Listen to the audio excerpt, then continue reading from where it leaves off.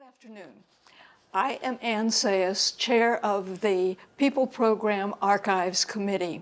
2024 has been a year of celebration for our 50th anniversary of People Program. This is our mission statement. People Program is a nonprofit that fosters lifelong learning and encourages personal connections in a vibrant community for seniors by providing opportunities to stay active, share wisdom, and participate in a wide range of intellectual, artistic, and health-related classes. During Katrina, we lost most of our records. The original location of People Program was Marabou, the provincial house of the Congregation of Sisters of St. Joseph, and it was destroyed.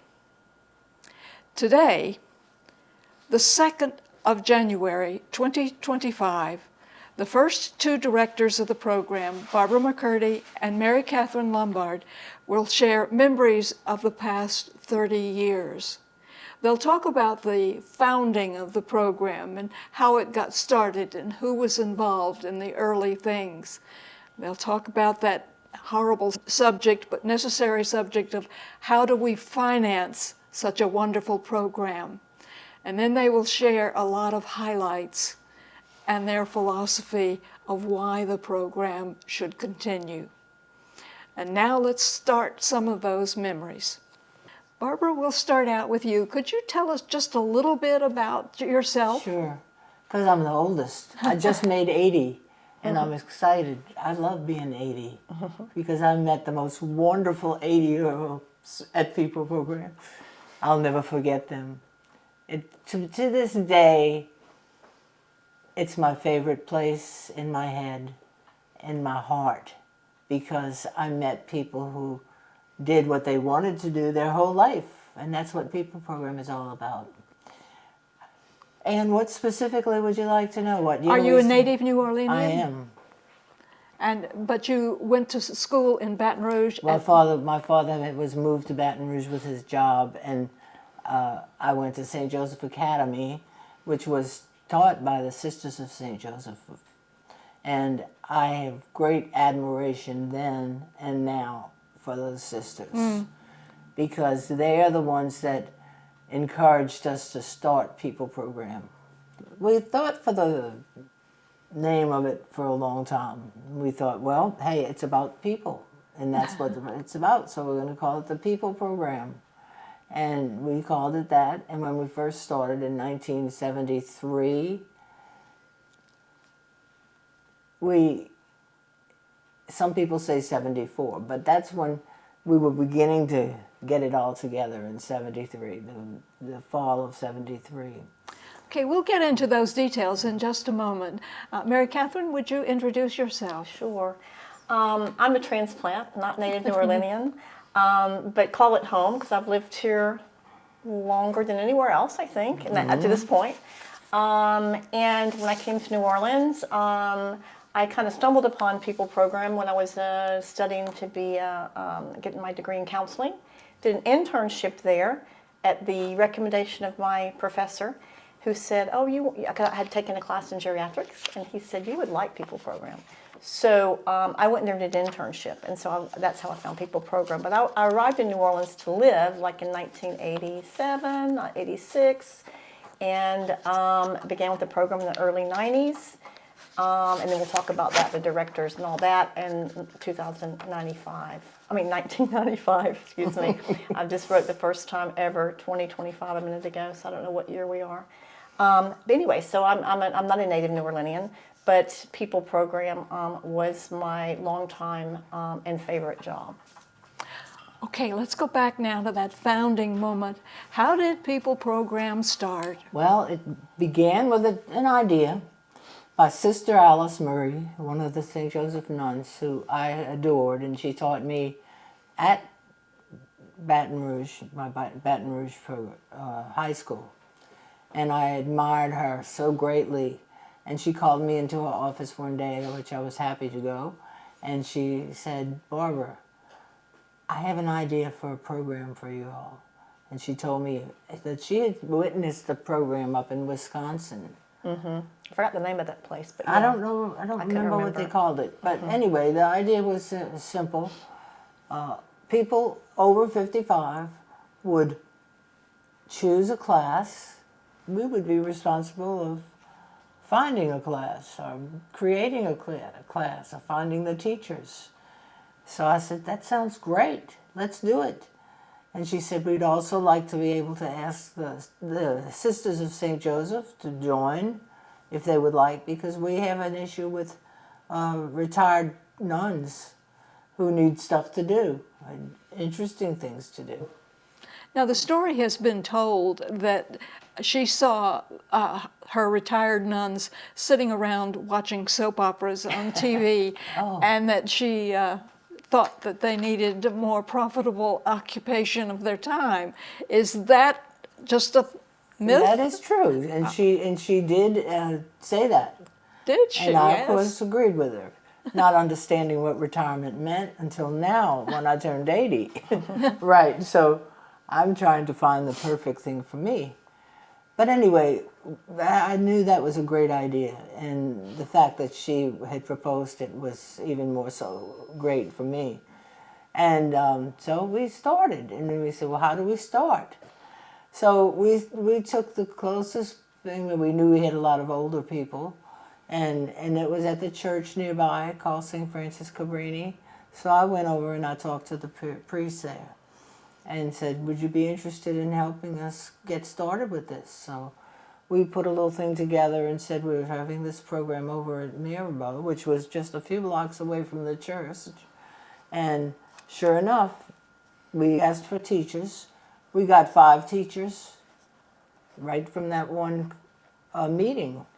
And we had a art teacher, a decoupage, which was a thing then. Yes. It was a...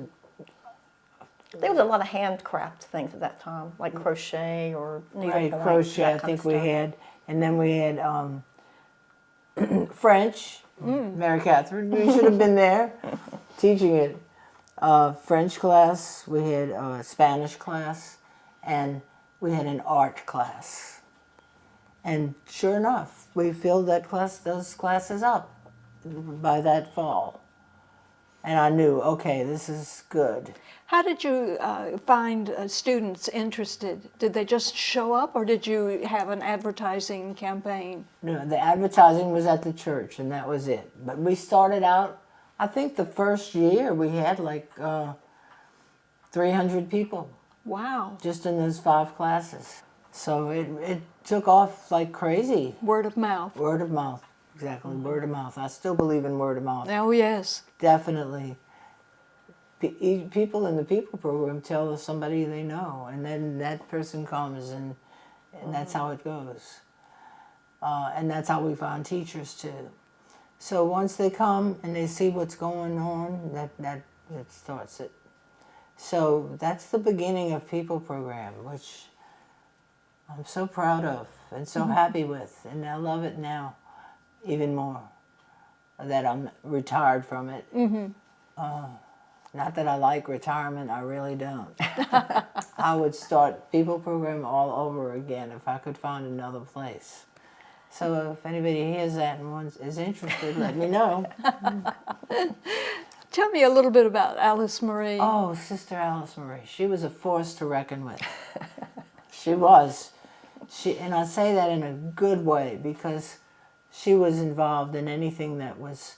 So her concept of spirituality was real. I mean, she was involved in protests. She was involved in anything that was considered a good thing. And I considered her always, if I wanted to know what was the right stance to take on a subject, I would ask her, get her opinion on it. And sure enough, she was. She would give me some great tips. So I love her to this day, even though she has passed away. Right. You knew her too, Mary-Catherine. Yeah, I bumped into her at an anti-war protest, actually. At a what? a protest one day. I'm like, oh, there's my Sisters of St. Joseph. Yeah, she was there. And that A was peaceful not- protest. It was for peace. She was what? It was a protest for peace. She was For there. peace. I thought it was beautiful. Was that here in New Orleans? Yeah, it was during the Iraq stuff. It was a long time ago. But it kind of was an eye-opener to me to think, wow, okay, I didn't know Yeah. that there would be activists like that. When she went to the plantation, I'm sorry. Oh, go ahead. Oh, She yeah. used to go to the plantation. Oh, yeah. And one of the things she did, talk about put your life on the line, at that point, she was so interested in the slavery that was still going on in Lafayette area. And she and another nun with her, Francine, Sister Francine, went to Lafayette and moved there. They lived there, and they took their life in their own hands by they were going to the plantations and trying to get the people on the plantations to get educated, first of all, with English. And they did that, and then helped to help people to find houses because their housing was so poor on the plantation. Yeah. So she did that. I mean, that was just putting yourself on the line. Right. Because So- they received death threats. Yes, they would see. Certainly. Oh, they did receive. She and Sister Francine received death threats? Yeah, we have a picture of her on our website with her in the shadows of the oaks teaching some African Americans there. Okay. Yes, she was, put her money where her mouth was. Yeah, she walked the talk. She walked the talk for sure. So that's how the People program started, really. And we just jumped in there. We put the word out for these 5 classes that we were going to have, and they filled up. And the sisters were very cooperative in giving us rooms to have And more rooms. and more rooms every year when we added classes. So that's how really People program started, and how it grew by word of mouth, by the people in it would tell us what they wanted to do. Who were the students who came to seek what People program offered? How would you be able to describe them? How diverse were they? Oh, very diverse people. They were interested in learning, and that's what we were interested in helping them do. So we were frantically looking for teachers at the time, and we were able, unbelievably, from the people who came to the first classes, find other teachers.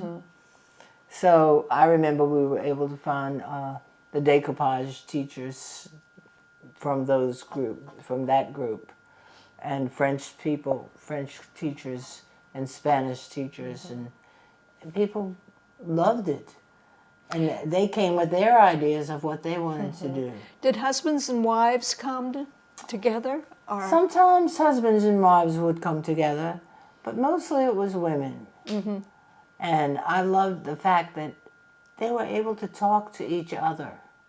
I remember a particular class, crochet, seeing a woman talking about how when she lost her first husband, how it was for her.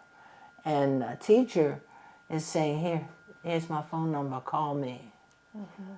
This was before we knew what networking was, but they had their own network. Yeah. Yes, so they would share, automatically, hey, you come and talk to me, because I can tell you a lot about that. Now, this was during the 70s, and there were still tense times around segregation. Did African Americans join the program? Not at first. No, not at first. But we tried to make sure that we found some Black African American people and introduced them to the program. And when we did that, we did start seeing African Americans who came. Again, that word of mouth. Yes. Word of mouth again. Yes. And I will have to say, when I came aboard in the early 90s, and then I became the program director, and we divided the directorship to development program, which we'll probably get into in a few minutes. But at that point, in the mid-90s, we had a big influx of of not just African Americans, but Hispanic people from the community. It was word of mouth, and mostly from churches. You know, people would tell people. But I think what was really gratifying to me, and people would, you know, they were very vocal to tell you that everybody felt accepted. It didn't matter if you had your GED or your PhD, or if you lived on St. Charles or the Ninth Ward. It didn't matter where you were from, and so people had classes together. They became friends. They became a support system, and for me, that was probably the most gratifying thing that I saw, was seeing people bridge a gap that they never would have been able to do before in any other context, because it just didn't happen. People didn't live in the same circles, and to me, that was really, really, really fantastic.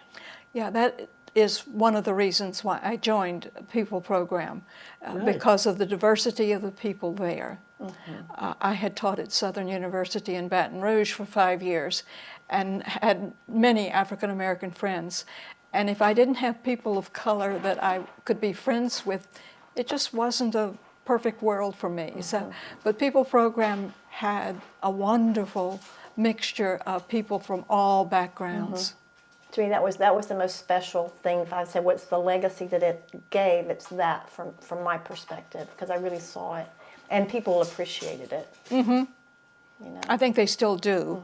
I'm sure they do. That's one of the strengths, I think, of the program, because we now have, of course, Spanish heritage people, Vietnamese, Yes. and different religions and different ethnic backgrounds. It's just a wonderful mixture, and produces the best conversation. Yes, it Absolutely, does. Yes. absolutely true. Opens eyes and opens doors. Good, true. How was it for you, Mary-Catherine, to take over a program that was already established? I often think to my interview back in 1994. Yes, January 1994, when I had the interview for the position, that I was with Sister Ann and I forget who else. It's just, I don't remember who it was. Sister Barbara, maybe? I don't know. But anyway, when they asked me, so what are you always the classic questions, what's your 5 or your 10-year plan to improve the program? I'm like, improve it? I mean, it's like trying to improve, the best, I don't know, the best donut or the best king cake. I mean, how can you improve it? So as I was saying, that when Barbara and I split the directors into 2 parts, because Joyce Dassey and Eloise Adams were there, and all of the other support staff, like Dorothy and Sister Anne Claire, Right. and One of the nuns. and Albert and those people that were there to help us with all the maintenance. It really was easy. I mean, it was a super easy job to walk into because it ran already like a Swiss clock. So, and as everybody always said, and it was the truth, if truth be told, Joyce ran the place. We'd walk in and say, "Tell me what to do, Joyce," and she'd tell you what to do. And so it was easy. It was a really easy transition, but I absolutely loved it. It was never a day you didn't want to get up and go to work, because it was so fun and so many wonderful people, and so rewarding. It was the best job I've ever had. I always say it was my best job. The 13 years I was there, you couldn't get better than that. Now, you mentioned one thing that we need to talk about a little bit more fully, and that is how the program is financed. Yeah. You started out with what kind of fees? Well, the fee we had was $5 In the beginning. when we first started, and then it grew exponentially. When I came on, it was $75 per semester. And that's because the board thought we needed more money. And we did. And we did need more money. But the way we got money was 2 ways. One, here in New Orleans, they had bingo. Oh, yeah, I forgot about that. And That's true. even though I hate the idea of bingo for older people, It worked. we decided to run a bingo at one of the bingo halls. And they welcomed that in the city. So different charities would run a bingo. And we did run a bingo every Tuesday. And we got volunteers from the program to go there. And and I was the caller.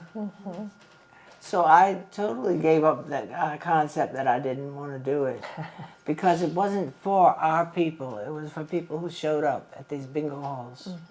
And we were able to earn at least $1,000 a week. Wow. Yes, at bingo. Yeah.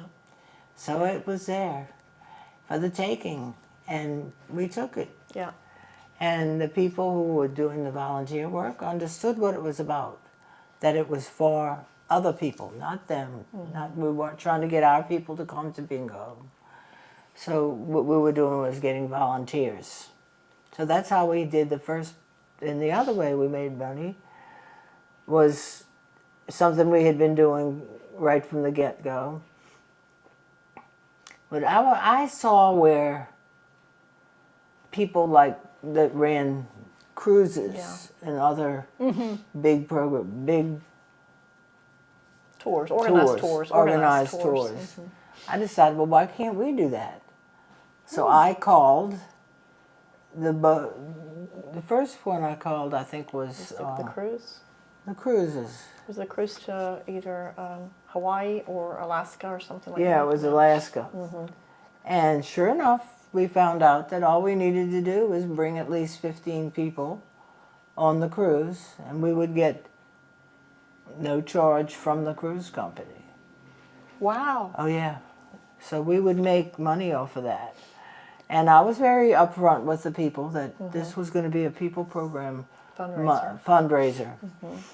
Now, how did you make money? The Did you commission. get The you The get a commission. We commission? would make the commission just like a travel agent. travel agent would.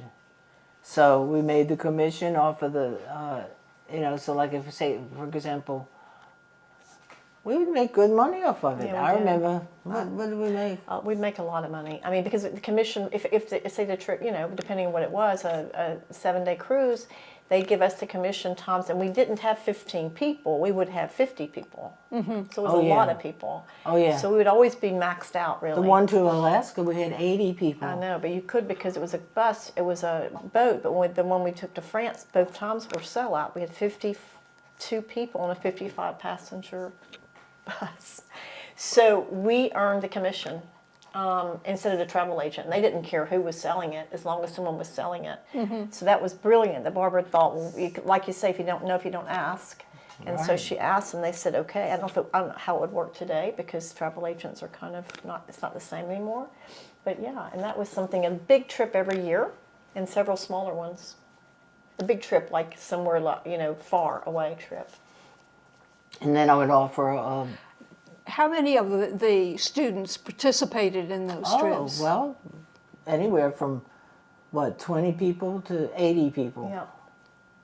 So a great percentage of Yes. the students at People Program would participate in these trips. Right. It was expensive, so you had to be able to, to afford it. But some people would save up because they would pay deposits all along. They said, "Cause this year you're going to do that," so they would make that their trip. They'd invite their siblings, their children sometimes, their spouses. So it would be, other people besides the program. My parents went on one. So they did pay regular fees, or were they able to get a discounted fees because of the number? Occasionally it might have been Might have been, discounted. but I don't remember really. It was not always promised to be Yeah. discounted, but No. they were happy to But pay. it'd be the same It'd be the same price they'd pay to travel with anybody else. Right. But they were helping to fund their program, so people really liked it. Yes. And so how did you get involved with Elder Hostel? Oh, that's another story. So without that, The third prong of the fundraising, though. yeah, that's true. From, That's, well, I from forgot fees, about of course, then bingo, trips, and Elder Hostel. that. Oh yeah. Well, when I did realize I could do other things besides, so Elder Hostel, we made a profit on that. Oh yeah. Elder Hostel's an international program, and I didn't even know about it for seniors. And when I found about it, I went, "Wow, this is just like what we're doing, only this is around the world." So I got in touch with them, and sure enough, they didn't have any programs in New Orleans. Oh, I went, well, you can't do all these programs and nothing in New Orleans. They were like, no, I know we can't, so we want to do that. Can you do a program in New Orleans? And I'm thinking, hell yeah, yes, I can. I would love to do that because I'm a big New Orleans fanatic, and I loved it. So we set up a program where they would do for the international program, which people were coming from all over the country here to New Orleans to do this. And we would go to the World War II Museum. We would take them to around the city. We'd show them the different parts of the city, the different people that lived in those parts, whatever. So it was exciting to me to share the city of New Orleans with people from all over the country, and most of them that came had never been here. right. So that was a wonderful, good making of money. I wish I had done that earlier. Now, were you getting commissions for People Program doing that? Oh, absolutely. People Program was like the sponsoring organization, if you will, for Elder Hostel, because it has to have a In New sponsor. Like Orleans. usually it's university, Yeah. usually it sponsors it or something. It was People Program was the sponsor. So for each registrant, each participant, there was a part of some fee that went to the program, and Right. that also was when I came on. It's what made my job so easy because Barbara just moved out of it because she was burning her candle at both ends trying to run the day-to-day and the financing. So she went to just do the Elder Hostel and was able to really develop that Elder Hostel programs and expand and expand. And that money was what came into us to make us not have to seek grants and Or and play bingo. or play bingo. Thank you. So it was able to sustain us very comfortably for a long time until That's until true. Katrina, basically. Yes, Yeah. that's true. So for several years, 10 years at least or more. Do you think it might work today? Is it? It's some time away from 9/11. I don't know. Hopefully it would. And I would be happy to be in the middle of it if it would help. The program. Because if it would help the program, yes. Now, I know you had people from Switzerland come to visit the program. yeah. I saw that in one of the old newsletters. Was that through Elder Hostel or another idea? And that was just through accident, honestly. I got a phone call one day from a lady who was from Switzerland, and she said, I have a group of people who would love to come to New Orleans.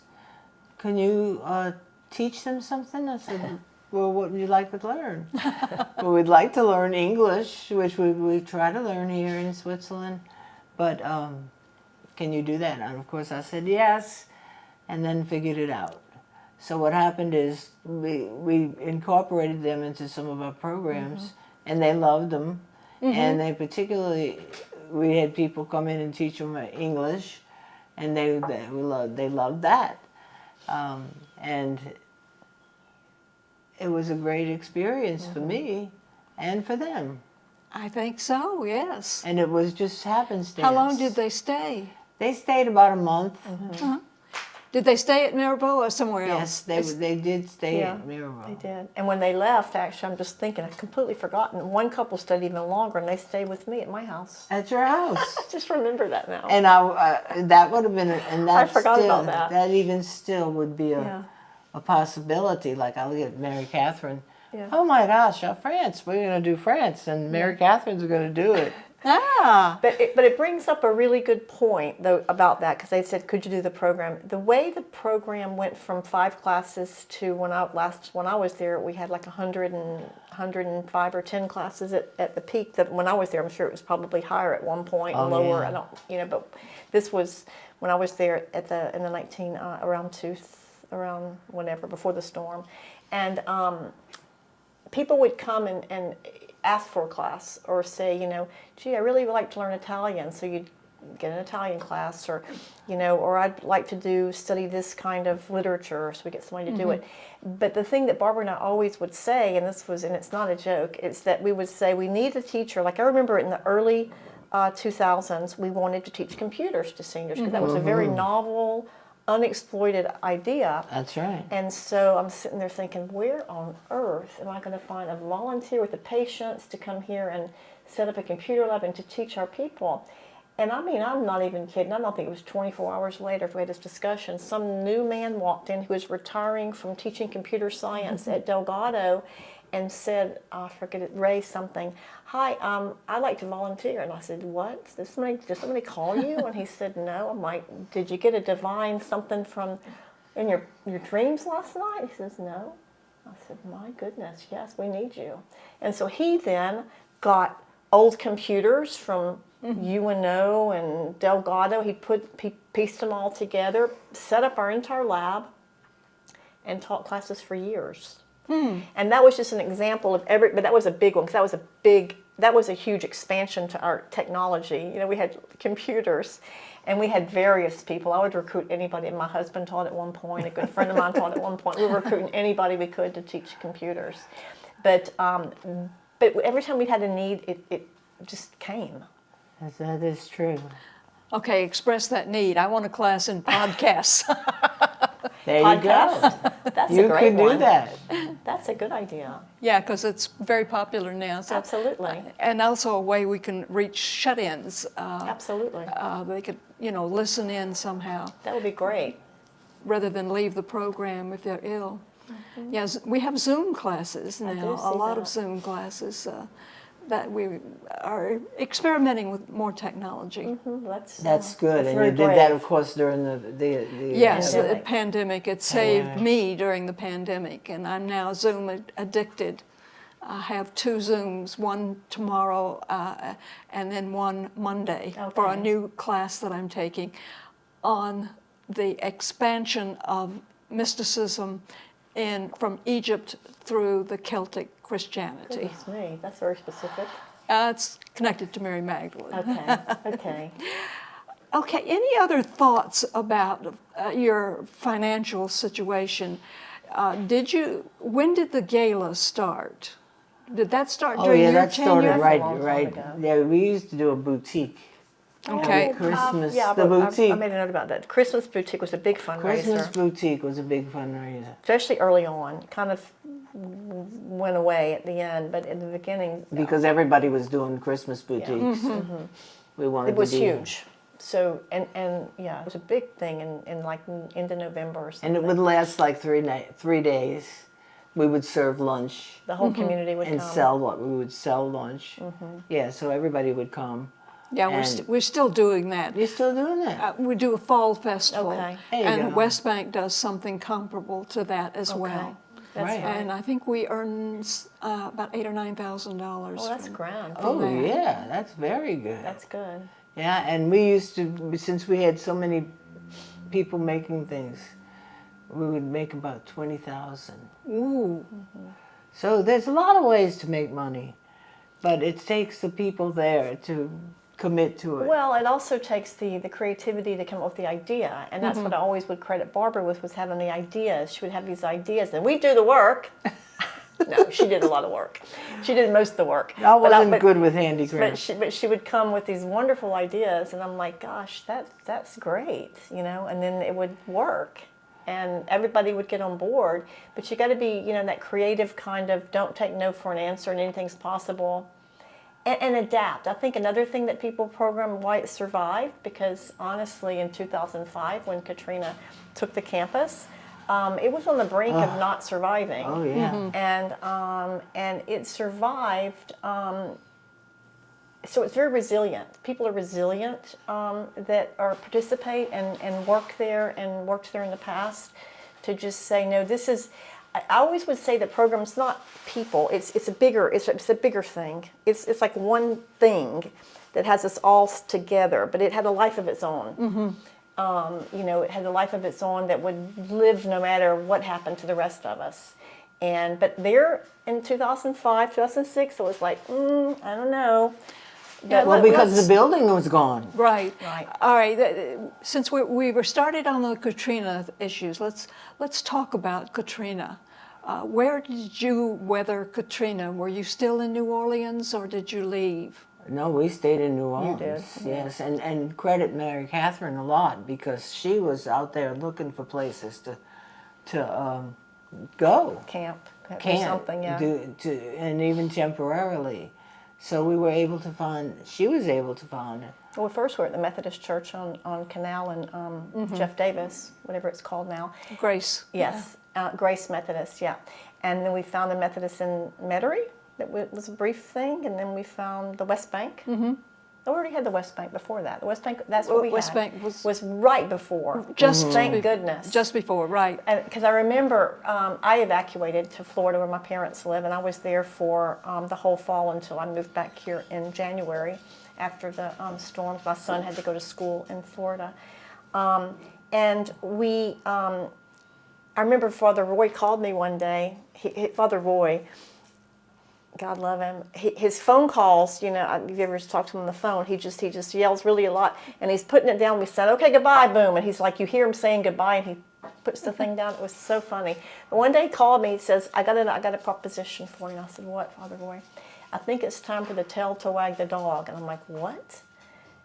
We're gonna let the West Bank open. The West Bank's ready to open. We're cleaning it up, and you can start your classes there. Because we were looking for what are we going to do, you know, and so that really was, with it, I think that was just wonderful that we had that option before the storm came.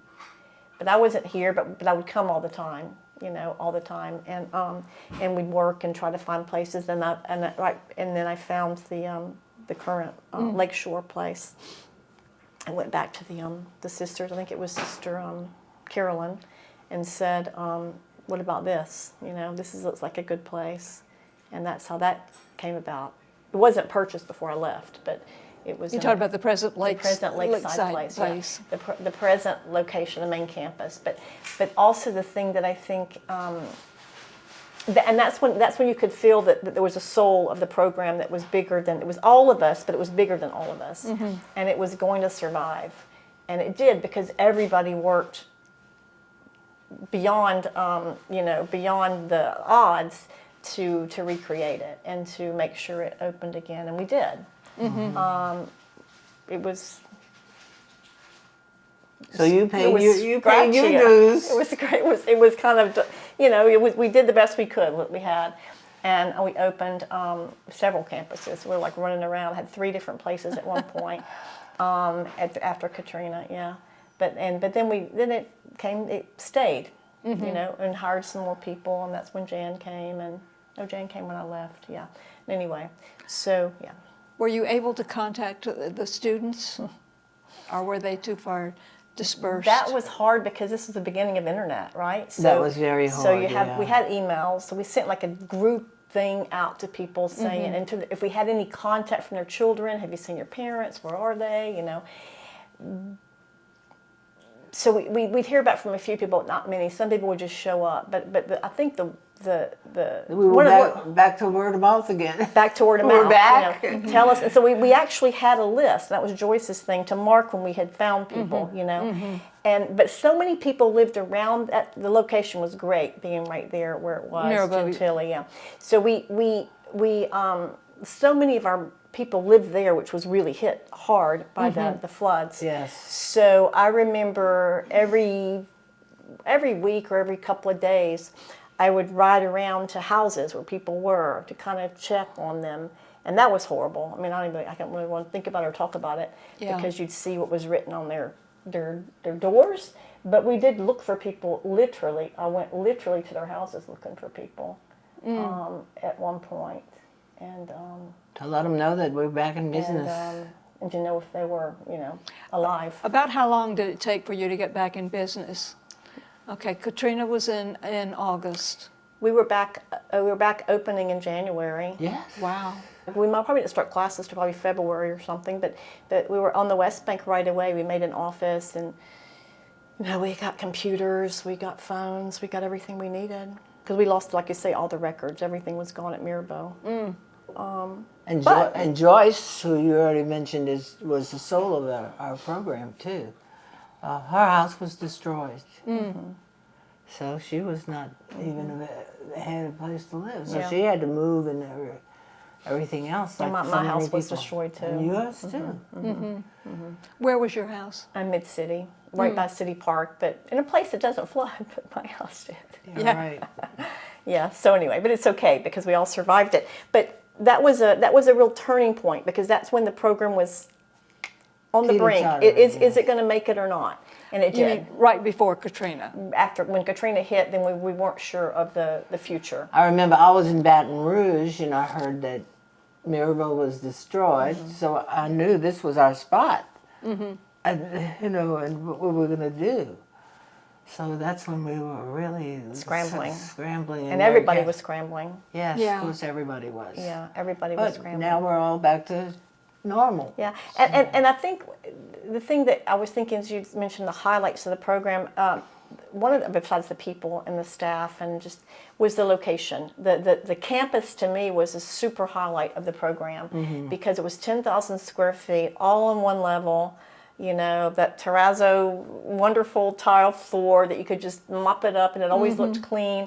And if we needed to refigure some walls, the sisters would help us, move walls to make rooms different. And we had a great kitchen and we had so much and parking. Big rooms for Big rooms. big classes. The campus was fantastic. And that's the thing that I think was the most difficult for us who were there before to adjust to after to have to adjust to smaller space. But that location seemed to me to help engender the whole spirit Yes. of People Program. Yes. Because you were able also to go outside, were Yes, you it was not? beautiful. And have activities outside. Yes. We did. We always And had then you it. built, Picnics, you had crawfish a boils. portable building Yes. that became a family activity during the weekend. Yes. Am I right? I think some people went there on the weekends, didn't they? I don't remember exactly. They had to play work, games they or had to something. work for the boutique. That was So it. if the They program would- wasn't that's open, right. They go out there to work on boutique things. You're right. Yeah. Yeah. So there was just a real, the space to me was fantastic. The solidarity amongst the members and the staff. And I come back to the staff because the staff was so loyal. It was the same people were there forever. Nobody ever quit. Or I say that and I left. But I was there for 13 years and Yeah, I but moved you out of the had to. country. But just the loyalty. that's when we should have moved People Program to France. We can still do that. We'd have come from full circle. Yeah. Yeah. Because the sisters started in France. Right. and- In the Puy. And that was the Exactly. sisters. That was when you say also. You said what's the sisters' contribution to me? Again, it was this. It was that space that they graciously gave to the program. And I remember taking more and more space. Yeah. And transforming spaces as we need and maintaining them. The air conditioners out, the windows not working, whatever. And they would just be right on it and get it fixed. And so the whole maintenance was. It was an easy place to. I could really focus on the people. And like, okay, this is a good gig, because it works so well. Everybody working together. And you should move me to France. Well, I'm glad that you felt that way, Mary-Catherine. Oh, the and sister, we all- that was the space was just it. The And space the was other thing beautiful. I thought, what's the sisters for me, the thing that I really appreciated was their confidence, their belief in us. Their faith that what we were going to do was good, was right, was what people needed. Even if sometimes the classes might have been really out there, like some of them. I remember the Baptist preacher who came and taught reincarnation, and I'm like, don't know about this. So Oh, I would have loved that. well, people did, but I Yes. wasn't sure. I thought I might get my, whatever the slip you get when they're asking you to leave. I'm like, I don't know. So I asked Joy. She goes, oh, it's okay. And then I think I did run it by one of the sisters. Think and share a little bit more about the contribution you feel that the sisters made to the development of the program. They contributed some financially, and they contributed some from the use of the facilities. But what of the spiritual side have they given to the program? I'll let you answer. So you were there longer than me. Well, I'll answer it this way. I think their presence, their very presence, And they were extremely supportive, as Mary-Catherine said, and they weren't... And trusting. And trusting, That's what I just thought was fantastic. They didn't really tell me what to do and what not to do, which was good. I like that, because I like doing it my way. The creative side of you. Yeah. Yeah. And I like doing it with the people, because that's... Mary-Catherine can vouch for that. The people would bring the ideas, and we would jump on them and say, yes, that's going to work. And it would. My favorite example of that, I'll repeat, because I kept having people asking me if we could have a ballet class. Oh, good. And I was like, ballet? Because they were in their 80s. And I thought, why not? And so we found a ballet teacher who stayed, I think, maybe until recently. Probably. Yeah. That was golly, I don't know when that was. Maybe in 90 maybe? Yeah. It could have been before I got there, but I know it was That's already true. going on when I got there. So, I, as I did, and I believe it still, that if you're in charge of something, you should see what's going on all the time. So I used to roam the building, and Mary-Catherine did that too. And that's people would ask me for certain classes, and I'd know what was going on, and I'd like, okay, ballet. I don't know any ballet teachers. It turns out there was one in our program that I didn't know. That was Barbara St. Romain. Right. And I asked her if she would teach ballet, and she said yes. And she was still working too, remember? Is she still working? She worked around her schedule to come and teach. Oh, great. So anyway, I told the people, what got me excited really was not that they wanted that, but that we would provide it. And I walked into the class one day and said, oh, look at you all. You're amazing. You're beautiful. And I was sincere as all get out, because they were doing their ballet. And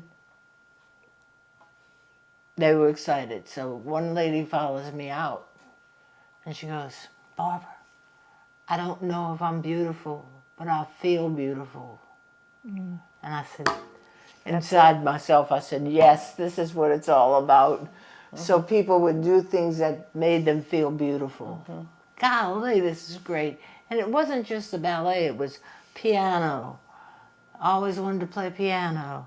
I always wanted to speak French. I always wanted to speak Spanish.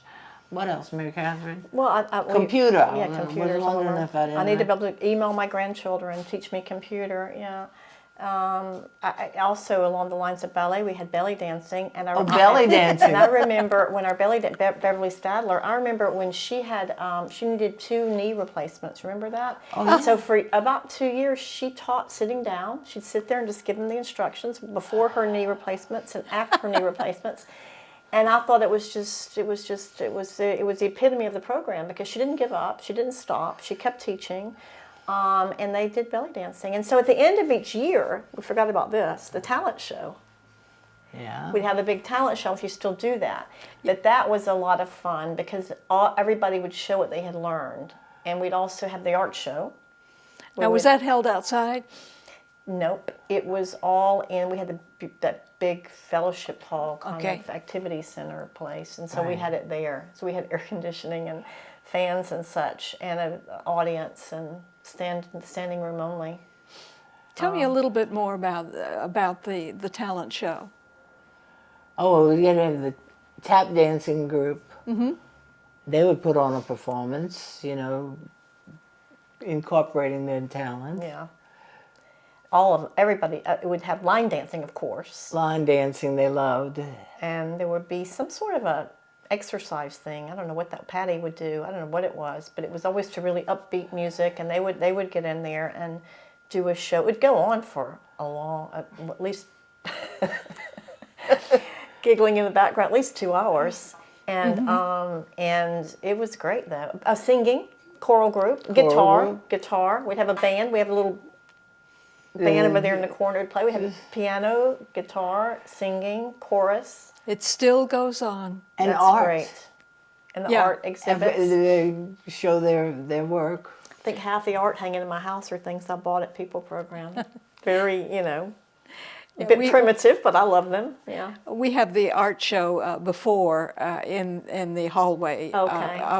of People Program in both campuses, but then we do have the talent show still, and let's see, there are at least 4, maybe more, different dance groups that have dances. There's a guitar group. There's the violin group. Oh, violin. Violin, that's Yes. new since I'm there. Yeah. Yes, Janine's brother Oh, okay. teaches go. guitar and violin. Great. And poetry. Oh, poetry. Poetry. We do poetry reading as well. At least 4 or 5 of us will read. We have a group called the People Program Poets Oh, I love it. that perform in different places. Oh, wow. I'll tell you more about that Yeah. later. Well, that's an easy P. Yes, exactly. P The cubed. alliteration from that. Right. But that still goes on. Well, we had some Good. sort of a acting something. Remember they read, it was just like a, what would you call it? When you would read a play but around the table and they would act it out. Remember that? Yes. They would do some great performances. Right, that What's we that don't called? I have. forget what it's, there was a name for it, but That should be connected to the poetry. people like that. That would be a great idea.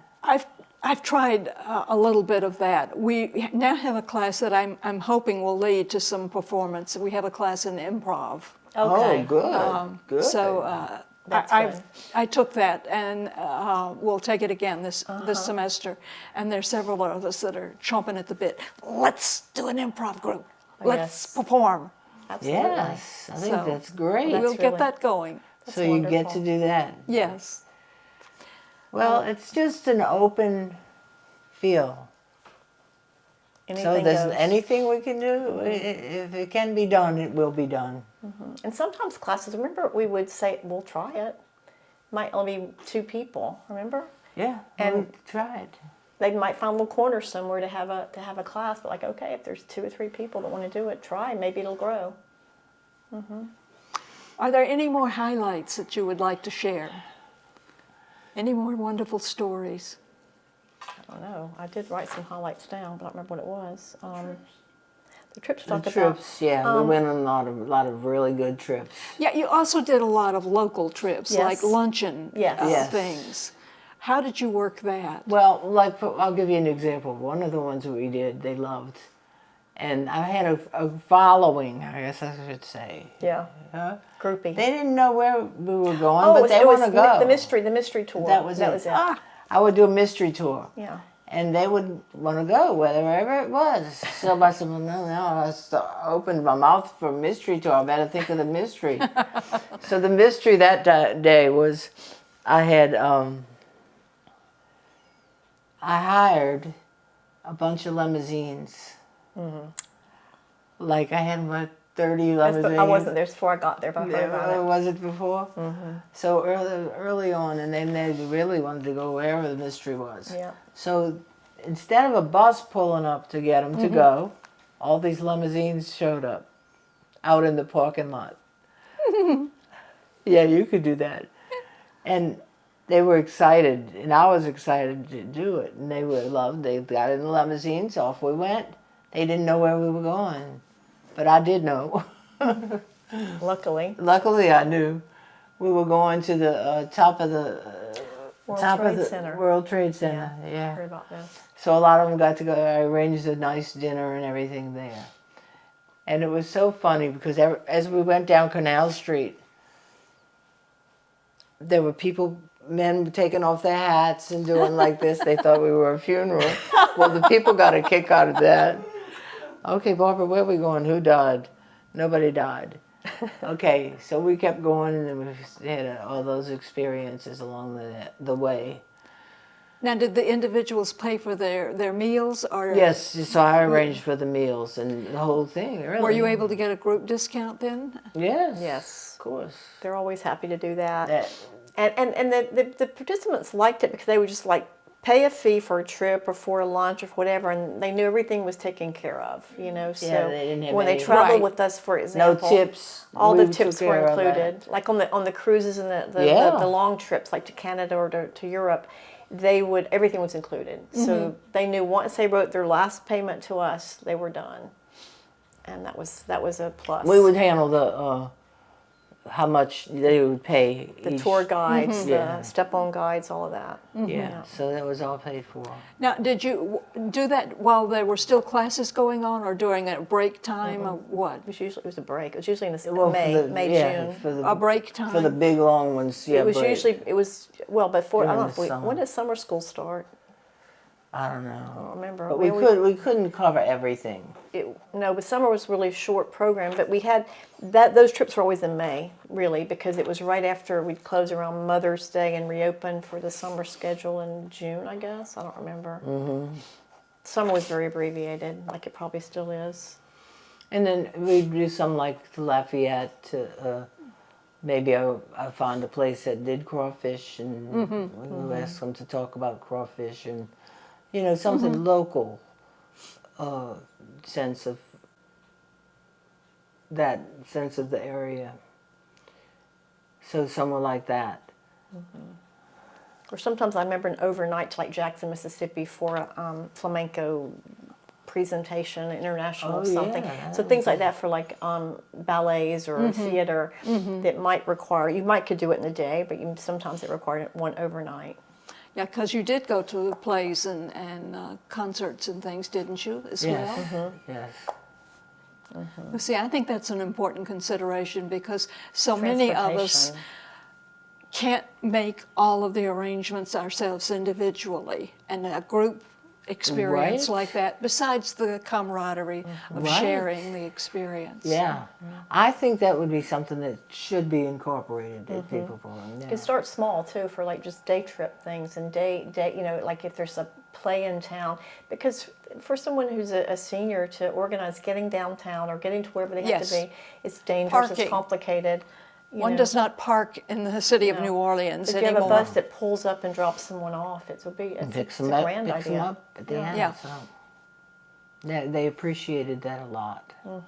And I do think it would be a good Good service. service. And it could raise a little bit of funds too, probably for the program. Oh, Yeah. definitely. Because you get a discount. Yeah. Definitely does. Yeah. We're nearing the end of the hour here, and I've got two questions that I have asked in the other interviews that I will ask you. People Program has been tried to be replicated in other places and has not succeeded. What do you think we have uniquely here in this People Program that other places cannot replicate? I'll let you answer that, Mary Catherine. What do we have? I just come back to resilience, to this determination, to whoever planted that first seed for the program. It's got its own Sister life. Osprey. Yeah. So it's something's there. She might be gone, but she's still there. So there's something that's just like the root, the center, the seed that I think it's hard to replicate. Because I remember how many people would come in. I forgot all about that. Every year you'd have at least 2 people from other places around the country come and say, could you tell me about your program? And I'd walk them around and show everything to them. And I never got feedback if they were able to replicate or not. I never really followed up. But I don't know what would make it, why, I don't know, except it's so long-lived now. It's got such a reputation. It's unusual for nonprofits to last 50 years, I found out. Oh, is it? Is it? Oh, is it? Well, I would like to say for sure. One reason, like when Mary-Catherine was there, she kept it going. And her personality and ability to relate to people is important, very important. Well, something you said earlier, too, that I think was real important, and that might have something to do with the replication of the program, is you were saying that you'd walk around. And remember when I first started there, Barbara told me, don't sit in your office. And not that I would have been like a hermit, but she's like, don't sit in your office, go out and see the people. And I remember, I didn't have to exercise because I walked, that's 10,000 square feet, so much every single day. Go and see the people. And I would go in the classes and talk to people. My door was always open for people just to come and sit down and talk. I'd go have lunch with them in the lunchroom, you know. So that whole interaction that the director, that the staff is really one of the people, I think is real important. That it's not somebody here that's directing from a theoretical. It was experiential, because it's not a theoretical thing. And I think that's what people might get hung up on. Is this is what you do? This is what seniors need. This is what we're going to do. No, I mean, yeah, it may be. But if you're not doing it and living it and breathing it and experiencing yourself, it's not going to make it. And so that, to me, the people, oh my goodness. Being the computer Yeah. teacher and finding the That maybe that's part of it. You have to there. connect with the people. It is. That's really critical. You have to be one of them. And no, I am one. I could be a member. I want too. Yeah. Yeah. What would you like to see in the future for People Program? I would just like to see, number one, that it continues. That there's a place always that people can go to learn something new that they've always wanted to do. And that there's a staff there that cares about them. And like, for example, Joyce used to do, if somebody wouldn't show up, Oh, she call them. she would call them, and then she would just go to their house. And sometimes she found things she didn't want to see. So we could be able to direct them to other places. So, you know, They weren't just a name on a roster. They were friends, and if we didn't hear from them, Joyce was really good about that. she And that's was why I say wonderful after the about that. storm because we couldn't reach people by phone, I would drive to their homes just to see, if there was anything to tell me about them, because we wanted them to feel like they could call us for anything, and they did. If they got into a situation or they needed something, or if they needed us, but by then they probably had made this huge network of super close friends already in their classes that they didn't really need the staff so much, but they knew you were there for them. And it wasn't superficial and it wasn't theoretical. And I think that's what I hope it continues, that it's people first. And something this is just crazy, because I arrived in New Orleans a couple of weeks ago, and the very first day I arrived, I had lunch with a really good friend, and she sits down beside me, and she says, "Oh, Ellen's going. Guess what Ellen's doing?" I'm like, "I don't know. What's Ellen doing?" "She's retired." "Yes." "She's going to the People Program. She thinks it's the best thing since sliced bread." And she said, she's telling me all about it. "Oh, do you know about the People?" She says, "Do I know about the People Program?" She says, "Mary-Catherine works at the People Program." And so she's like telling me this. Well, I mean, I was just like beaming, because I hadn't been here in so long. And to hear people that you know from your neighborhood that you spent 25 years being with, who are now retired and have time and go, it was great. And they said they absolutely love going to the program. So that to me was, I could read about it, you could tell me about it, but hearing people that I know say what they're getting from it was like all I needed to know, that it's going to survive. And so what I wish, that it keeps surviving. That's exactly, I couldn't say anything different from Barbara, that it just continues. That's what I always wished, is it continues. And I still call it my program. I mean, when I'm talking about it to people, I say my program, I mean the People Program. I still say that. Oh, yeah. Yeah, to everyone. because it is yours. You know, you feel like you own it. It was, I remember you said it was your child. Did I say it was Yeah, my you child? used to say you gave birth to the program, and I said, well, I adopted it, because it did feel like that. It's like an extension of.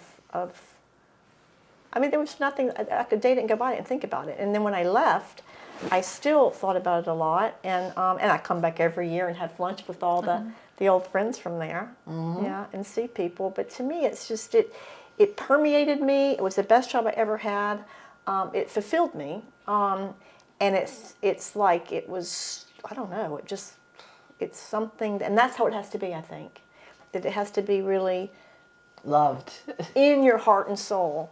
And if it is, then it's going to survive. Yeah, and I think that's, especially when you're looking for grant writers and program directors and people that are going to run it who don't know about it, have to learn about it. Yeah. That I think Yes. that's the biggest challenge, is that, I mean, Laverne was great because she was already a member and she loved it, and so she was a natural. And people had to understand it, to own it. And when you own it, you take responsibility for it, and hell or high water is not going to stop it. Yeah. And that's what I think you need for. There you go. I Right. think she said it all. I agree, and I think that's where we'll leave it. Barbara, Mary-Catherine, thank you so much for this afternoon. It's been wonderful to hear your love and your passion for a group that I too love and have a passion It's a for. privilege to me. Thank you so much. Thank you.